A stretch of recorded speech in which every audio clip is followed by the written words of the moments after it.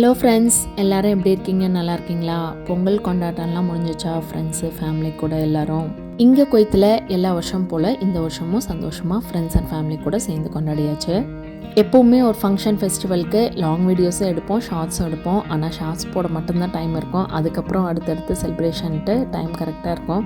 அதனால long video எடுத்தும் post பண்ண முடியாமல் இருந்துச்சு. பட் இவ்வளோ கஷ்டப்பட்டு எடுத்துகிட்டு அது போடலைன்னா அதனால தான் எப்போவுமே லேட் ஆனாலும் நான் வந்து லாங் வீடியோஸை லேட்டாக ஷேர் பண்ணிடுவேன்.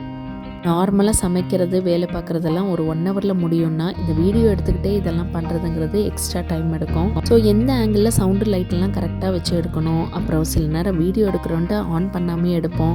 இதெல்லாம் ஒரு யூடியூபராக இருக்கிறவங்களுக்கு தான் இந்த கஷ்டம்லாம் தெரியும். ஸோ கஷ்டப்பட்டு வீடியோ எடுத்துகிட்டு போடலன்னா எப்படி? ஸோ இந்த வீடியோவில் வந்து பொங்கலுக்கு முதல் நாள், அதுக்கப்புறம் நெக்ஸ்ட் டே பொங்கல் எல்லாமே வந்து சேர்த்து தான் போட்டிருக்கேன். பொங்கல் க்ளீனிங் வேலையெல்லாம் இருந்ததுனால பர்மிஷன் போட்டு வந்தாச்சு. ஸோ நாளும் நாங்கள் எதுவும் குக் பண்ணல. சரி, நாளைக்கு ஏதாச்சும் சிம்பிளாக ஒரு டிஷ் பண்ணிக்கலான்ட்டு வந்த உடனே காயெல்லாம் போட்டு ஒரே வெஜ் பிரியாணி பண்ணியாச்சு. ஏன்னா பிரியாணி வந்து நம்மளுக்கு கொஞ்சம் ஈஸியான வேலை. எப்போவுமே அவசர சமையல் தான் நல்லாயிருக்குங்கிற மாதிரி அன்றைக்கி வெஜ் பிரியாணி ரொம்பவே நல்லா இருந்துச்சு. அவசரமாக செஞ்சு சாப்பிட்டு முடிச்சுட்டு அதுக்கப்புறம் அரிசி உளுந்துக்கு ஊற வச்சுருந்தேன். தீபாவளி டைமுக்கு தான் எப்போவுமே இட்லி மாவு தேவைப்படும். பட் பொங்கலுக்கு ஏன் ஊற வச்சேன்னு எனக்கே தெரியல. ஆனால் சரி, ஊற வச்சுட்டா நம்மளுக்கு மாவு வேணும் நெக்ஸ்ட்டு 3 டேஸ்க்கு அப்படின்னு சொல்லிட்டு வந்த உடனே மாவையும் போட்டு அரைச்சி வச்சாச்சு. நியூ இயர்க்கு வீடு, சாமி அலமாரி எல்லாமே க்ளீன் பண்ணியாச்சு. இருந்தாலும் நமக்கு எந்த ஒரு பண்டிகை வரும்போது அதுக்கு முதல் நாள் க்ளீன் பண்ணால் தான் நம்மளுக்கு ஒரு திருப்தியாக இருக்கும். நார்மலாக நம்ம வீட்டில் செய்யக்கூடிய வேலையும் இந்த பண்டிகை எப்போ செய்கிற வேலையும் சேர்ந்துச்சுனாலே நம்மளுக்கு கொஞ்சம் ஒர்க் லோடு ஜாஸ்தியாக இருக்கிற மாதிரி தான் இருக்கும். வீக்லி ஒன்ஸு நம்ம வீடெல்லாம் க்ளீன் பண்ணிட்டோம்னாலே நம்மளுக்கு அந்த பண்டிகைக்கு தான் க்ளீன் பண்ணணும் அவசியம் இருக்காது. எங்கள் அம்மா சொல்லுவாங்க, அந்த காலத்தில் பண்டிகையெல்லாம் வர்றதே வந்து வீடெல்லாம் சுத்தம் பண்ணுறதுக்கு தான். ஏன்னா சாதாரணமாக சுத்தம் பண்ணோன்னா நம்மளுக்கு மலைப்பாக இருக்கும். இந்த பண்டிகைக்குங்கும் போது லேடிஸ்க்கு அப்போல்லாம் ஒரு இதாக இருக்கும். அதனால ஆர்வத்தோடு பண்ணுவோம் அப்படின்னு சொல்லிட்டு இந்த வீட்டுக்கு ஷிஃப்ட் ஆகி வந்ததுலேருந்து ஒரு சின்ன சின்ன வேலையெல்லாம் இருக்குது. பட் அப்பப்போ சொல்லிகிட்டே தான் இருப்பேன், நான் செஞ்சு கொடுங்க அப்படின்னு சொல்லிட்டு. ஹஸ்பண்ட் தனியாக இருந்து இந்த வீட்டை ஷிஃப்ட் பண்ணதே ஒரு பெரிய விஷயந்தான். ஆளுங்களை வச்சு எல்லா திங்ஸும் அரேஞ்ச் பண்ணி வச்சுருந்தாங்க. நாங்கள் வரும்போது புது வீடு மாதிரி நம்ம வந்து அரேஞ்ச் பண்ணணும்னு எந்த திங்ஸுமே வேலையுமே இல்லை. ஸோ எல்லாமே அவங்க பக்காவாக பண்ணிட்டாங்க. ஸோ இந்த சின்ன சின்ன வேலைகள் தானே அப்புறம் பார்த்துக்கலாம் அப்படின்னு சொல்லியிருந்தாங்க. யூஸ்வலாக இவங்கெல்லாம் வந்து வெளியில் எந்த வேலைனாலும் செஞ்சுருவாங்க. வீட்டில் சின்ன சின்ன வேலைகள் சொன்னால் அதை வந்து தள்ளி போட்டுகிட்டே தான் போவாங்க. அப்புறமா செஞ்சுக்கலாம் அப்படின்னு சொல்லி உங்களை சாக்கு வச்சு எப்படி க்ளீனிங் வேலை முடிஞ்சோ அதே மாதிரி இந்த மாதிரி சின்ன சின்ன வேலையை அவங்கக்கிட்ட சொல்லி பொங்கல் தானே போட்டு கொடுங்க அப்படின்னு சொல்லிட்டு எல்லாமே போட்டு கொடுத்துட்டாங்க. ஸோ அது பார்க்கவும் நீட்டாக இருந்துச்சு. எக்ஸாஸ்ட் ஃபேன் மட்டும் அதுக்கப்புறமா பொங்கல் முடிஞ்சதுக்கப்புறம் அதை கட் பண்ணி மாட்டிடலாம் அப்படின்னு சொல்லிட்டு அதை எடுத்து வச்சாச்சு. இந்த ரூமுக்கு வந்து எனக்கு ஈவினிங்கில் வீடியோஸ் எல்லாம் எடுக்கும்போது கொஞ்சம் வெளிச்சம் கம்மியாகவே இருந்துச்சு. அதை நான் கேட்டுகிட்டே இருந்தேன். ஸோ அந்த லைட்டையும் ஃபிக்ஸ் பண்ணி கொடுத்துட்டாங்க. அதுக்கப்புறம் இருந்த சின்ன சின்ன வேலையெல்லாம் நான் பார்த்துட்டு இருந்தேன். ஒரு ஜன்னலுக்கு வந்து ஸ்டிக்கர் ஓட்டணும்னு கூப்பிட்டு என்னை எல்லா வேலையும் வாங்கிட்டு அப்படிங்கிற மாதிரி ஒரு 2 மணி நேரம் அவங்களே நின்று எல்லாமே கழுவி விட்டு க்ளீன் பண்ணிட்டாங்க. ஒரு மேட்டு கொஞ்சம் அழுக்காக இருந்துச்சுன்னு வாஷ் பண்ண எடுத்தேன். அப்புறம் சரி எல்லாத்தையும் அலசி போட்டோடனே அதையும் பொங்கல் சாக்கு வச்சு எல்லாத்தையும் அலசி போட்டாச்சு. யூஸ்வலாக மந்த்லி ஒன்ஸ் அந்த மாதிரி தான் அலசுவோம். பொங்கல்லாம் முடிஞ்சதுக்கப்புறம் கிச்சன் வாஷ் பண்ணுறதெல்லாம் அப்புறம் பார்த்துக்கலாம் தான் சொன்னேன். இல்லை வந்துட்டோம், எல்லாத்தையும் ஒரே க்ளீனிங்காக முடிச்சிருவோம்னு சொல்லிட்டு 2 பேர் சேர்ந்து எல்லாத்தையும் முடிச்சாச்சு. பனி சீசனாக இருந்ததுனால வெளியிலையும் காய போட இடம் இல்லாதனால அங்கங்கே வீட்டுக்குள்ளேயே கொஞ்சம் ஹீட்ரு அதெல்லாம் போட்டு காய வச்சு எடுத்து வச்சாச்சு. பெட் ஸ்ப்ரெட்டு, பெட்ஷீட்ஸ் எல்லாம் அலசலை. ஏன்னா அதெல்லாம் நியூ இயர்க்கு தான் அலசணும். அதுக்கப்புறம் நம்ம நார்மலாக 2 வீக்ஸ்க்கு ஒன்ஸு அந்த மாதிரி அலசிக்குவோம். அப்போ பார்த்துக்கலான்னு அதை மட்டும் விட்டாச்சு. ஒரு வேலை பண்ணிட்டு பண்ணலாம் அப்படின்னு சொல்லிட்டு இழுத்து போட்டு எல்லாத்தையும் செய்ய ஆரம்பிச்சாச்சு. ஏன்னா அது நம்மளுக்கே ஆட்டோமேட்டிக்காக வந்துடும். ஆனால் வந்து நெக்ஸ்ட் டே பொங்கலுக்கு லீவ் போடாதனால ஸ்கூல் போனோங்கிறனால அவர் சீக்கிரமே படுத்துட்டாரு. அதனால நாங்கள் உட்காந்து பொறுமையாக எல்லாம் க்ளீன் பண்ணிட்டு இருந்தோம். லாஸ்ட் 2 வருஷமாக பொங்கல் புளிக்குழம்பும் பொங்கல் கூட்டும் முதல் நாள் நைட்டே குளிச்சுட்டு வச்சிருவேன். ஏன்னா காலையில் வந்து 2 பொங்கல் வெட்டுறதுக்கே டைம் கரெக்டாக இருக்கும். க்ளீனிங் ஒர்க் எல்லாம் முடிஞ்சிச்சு. திருப்தியாக குளிச்சுட்டு அந்த புளிக்குழம்பையும் கூட்டையும் வச்சிருவோம் அப்படின்னு சொல்லிட்டு வந்து பார்த்தா கிச்சனில் ஒரு சைடு சிங்க்கும் அடுப்பும் துடைக்காமே இருந்துச்சு. அடக்கடவுளே மறந்தாச்சு அப்படின்னு சொல்லிட்டு அதை மட்டும் சுத்தம் பண்ணிவிட்டு அதுக்கப்புறம் இவங்களுக்கு பசி வந்துச்சு. சரி டிஃபன் தோசை சாப்பிட்டு நான் மத்தியானம் இருந்த வெஜிடபிள் சாதம் கொஞ்சம் இருந்துச்சு, அதை வச்சு சாப்பிட்டுட்டு திரும்ப வேலையை கண்டினியூ பண்ண ஆரம்பித்தோம். இந்த மாதிரி ஃபெஸ்டிவல் வந்தால் முன்னெல்லாம் நான் மட்டும்தான் க்ளீனிங் ஒர்க்கு அதுக்கப்புறம் பலகாரம் செய்கிறது அதெல்லாம் பண்ணிகிட்ருப்பேன். பட் இப்போ இவங்களுக்கும் தூக்கம் வரல, நான் என்ன பண்ண போகிறேன் அப்படின்னு சொல்லிட்டு இவங்களும் இப்போ கொஞ்சம் ஜாயின் பண்ணிக்கிறாங்க. பழைய வீடு மாதிரி இந்த வீட்லேயும் பால்கனி இருந்ததுனால சூரிய பொங்கல் எப்பவும் போல் விடுவோம் அப்படின்னு சொல்லிட்டு அடுப்பும் இந்த தடவை வாங்கிட்டு வந்திருந்தாங்க. ஏன்னா ஹஸ்பண்டுக்கு வந்து என்ன வேலை இருந்தாலும் அதை கொஞ்சம் காலகாலத்தில் சீக்கிரம் ஒரு 9 மணி 10 மணிக்குள்ளே முடிச்சிடணும்னு நினைப்பாங்க. பட் நான் 1 மணி 2 மணி வரையும், ஏன்னா தனியாக நம்ம வேலை செய்யும்போது பொறுமையாக ஒன்றா நம்ம பாட்டுக்கு செஞ்சுக்கிட்டே இருக்கலாம் ஒரு பாட்டை போட்டுட்டு. அது வந்து எனக்கு ரொம்பவே பிடிக்கும். ஃபஸ்ட்டு வச்சுருந்த அடுப்பை கொடுத்தாச்சு. அதுவுமே புதுசாக தான் இருந்துச்சு. ஏன்னா பொங்கலுக்கு மட்டும்தான் நான் அதை யூஸ் பண்ணுவேன். ஸோ புது அடுப்பு வாங்கிட்டு வந்தோன்னே அதெல்லாம் கொஞ்சம் பால்கனியில் போட்டு அரேஞ்ச் பண்ணாங்க. ஒரு 2 நாளாகவே காற்று அந்த டைமில் அடிச்சிட்டு இருந்ததுனால ஒரு பெட் ஸ்ப்ரெட் வச்சு அங்கே ஃபுல்லாக கவர் பண்ணிட்டாங்க. ஏன்னா காற்று அடிச்சிச்சுன்னா அடுப்பு எரியாது அப்படின்னு சொல்லிட்டு. அப்புறம் ஒரு டேபிள் போட்டு அது மேலே அலுமினியம் ஃபாயில்லாம் போட்டு ஒரு உட்டன்னு இது மாதிரி வச்சுட்டு அடுப்பு அது மேலே வச்சு அரேஞ்ச் பண்ணி கொடுத்துட்டாங்க. நைட்டே ரெடி பண்ணி கொடுத்துட்றேன். ஏன்னா அதுக்கப்புறம் டியூட்டி போனதுக்கப்புறம் அடுப்பு எரியல, சின்னதாக எரியுது, இது எப்படி மாட்டுறதுன்னு எனக்கு ஃபோன் பண்ணிகிட்டே இருப்பேன். அதனால பெட்டர் நான் செஞ்சு கொடுத்துட்டு போய் தூங்குறேன் அப்படின்னு சொல்லிட்டு. அதுக்கப்புறம் நானும் ரொம்ப நேரம் முழிச்சிருக்க முடியல என்னால். எப்போவும் குழம்பெல்லாம் வச்சுட்டு கூட்டு வச்சிடலான்னு தான் எல்லாம் பருப்பெல்லாம் வேக போட்டேன். பட் காயெல்லாம் கொஞ்சம் க்ளீன் பண்ணிட்டு இருக்கும்போது ரொம்ப டயர்டாயிடுச்சு. சரி ஓகே, இவங்களும் சொல்லிட்டாங்க, சரி நீ மட்டும்தான் நான் நாளைக்கு பண்ண போகிற, பொறுமையாக பண்ணேன், இப்போ போய் தூங்குன்னு ஒரு 2 hours தூங்கலான்னு பார்த்தேன். ஒரு 3 மணி நேரம் நல்லாவே தூங்கிட்டேன். அதுக்கப்புறம் பிரணவ் எழுந்திரிச்சு ஸ்கூலுக்கு போயிட்டாரு. சரி, அந்த சாரீ வந்து ரொம்ப முடப்பாக இருந்துச்சு, அது ப்ளீட் பண்ணாமல் கட்ட முடியாதுன்னு சொல்லிட்டு கொஞ்சம் அயன் பண்ணிவிட்டு அதுக்கப்புறம் குளிச்சுட்டு வந்து பொங்கலை வைக்க ஆரம்பிச்சாச்சு. இந்த டைம் இவங்க 2 பேருமே வீட்டில் இல்லாதனால எனக்கு ரொம்பவே ஒரு மாதிரி இருந்துச்சு. சரி, பசங்களும் இல்லை, யாழ்னியும் அங்கே போயிட்டாங்க, பிரணவும் ஸ்கூலுக்கு போயிட்டாரு, இவங்களும் டியூட்டி.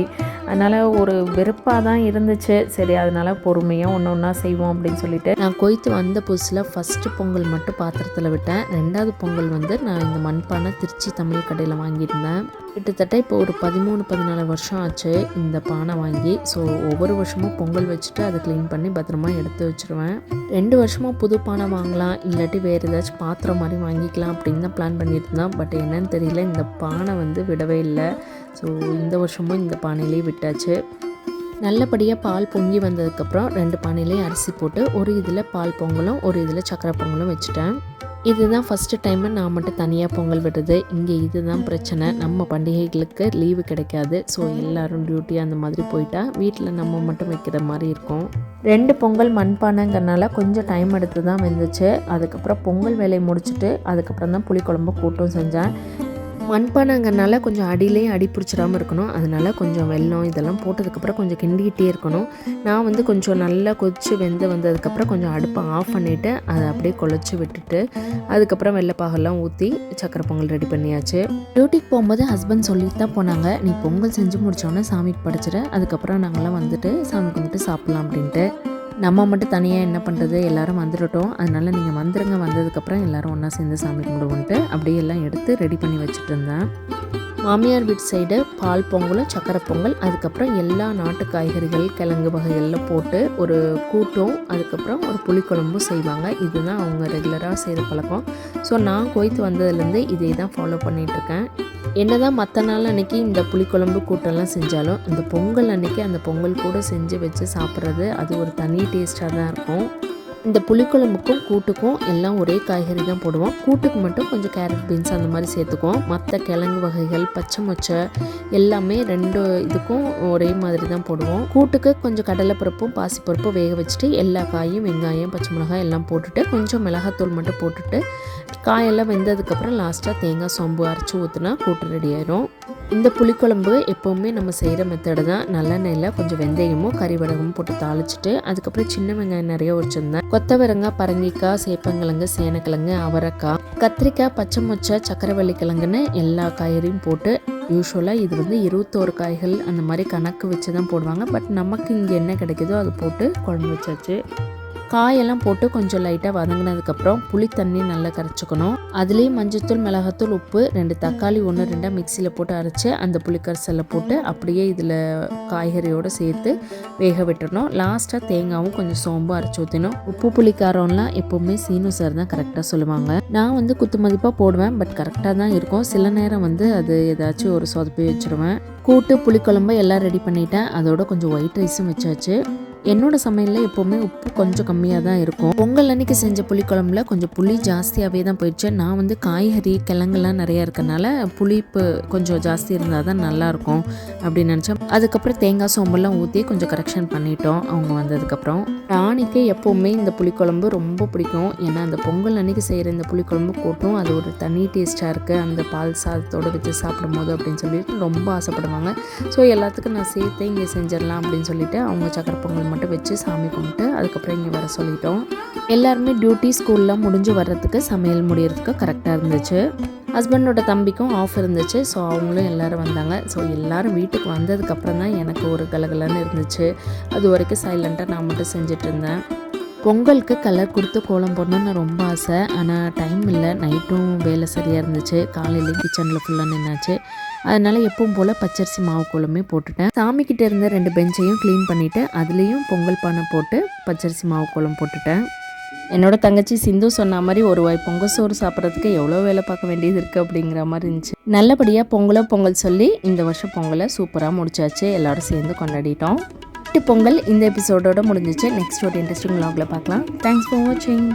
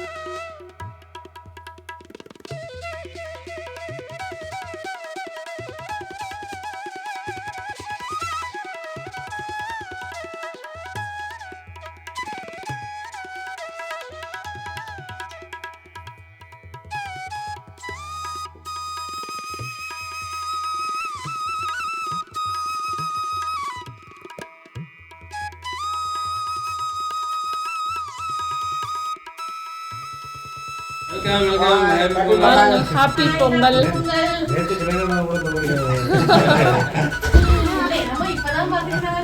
ஆமா, ஹாப்பி பொங்கல்.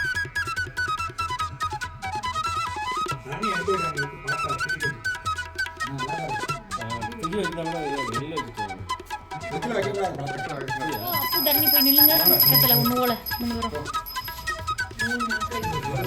அடிச்சு முடிச்சிட்டாரு. தள்ளி நில்லுங்க. நீங்க எதுக்கு 3 பேரும் தள்ளி போய் நில்லுங்க. அங்க போய் பக்கத்துல போய் நில்லுங்க.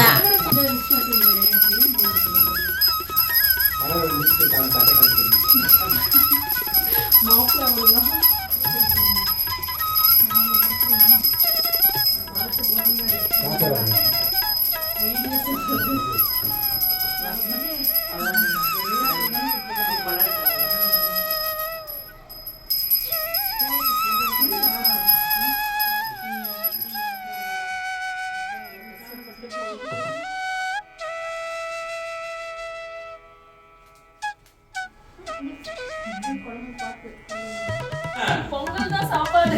ஐயே ஏமாத்திட்டேன்.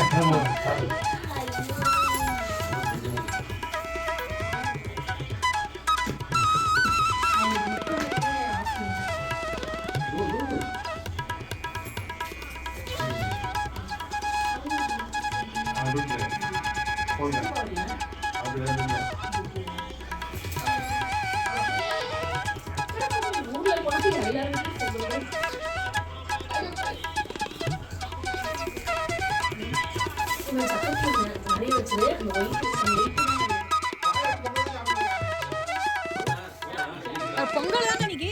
பொங்கல் தான் சாப்பிடணும்.